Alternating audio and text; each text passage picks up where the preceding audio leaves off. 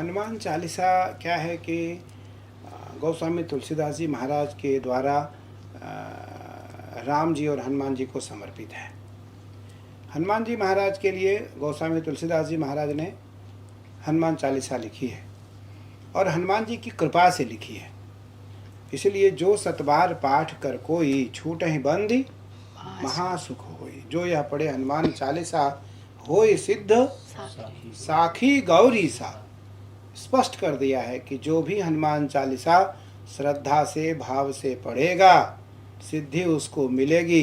साक्षी तुलसीदास जी गौरी सा, गौरी और उनके ईश भगवान शिव साक्षी हैं, शंकर जी और पार्वती साक्षी हैं। इसलिए तुलसीदास सदा हरि चेरा कीजिए नाथ हृदय मह डेरा।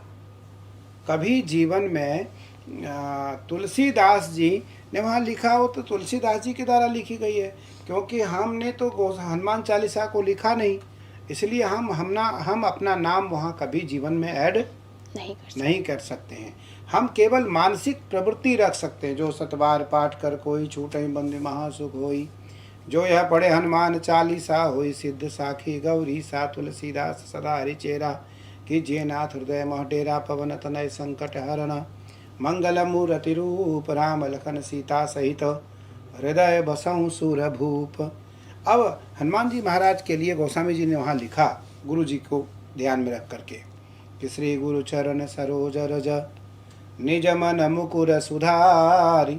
वरनौ रघुबर बिमल जस जोदायक फलचारी।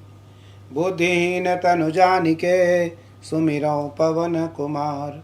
बल बुद्धि विद्या देहु मोहि हरहु कलेश विकार। हनुमान जी महाराज ने कहा, गुरु जी की चरणारविंद रज को अंजन समझ करके, क्या समझ करके? अंजन। उसको काजल समझ करके आँख में अगर हम लगाते हैं तो निस्संदेह हमें दिव्य दृष्टि प्राप्त होगी।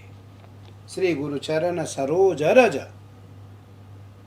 सरोज मतलब शीतलता पूर्वक, श्रद्धा पूर्वक, रज उनके चरणारविंद रज को, निज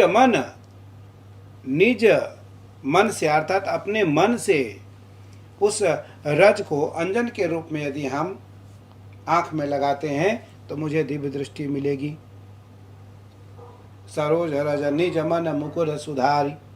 वरनौ रघुबर बिमल जस जोदायक फलचारी।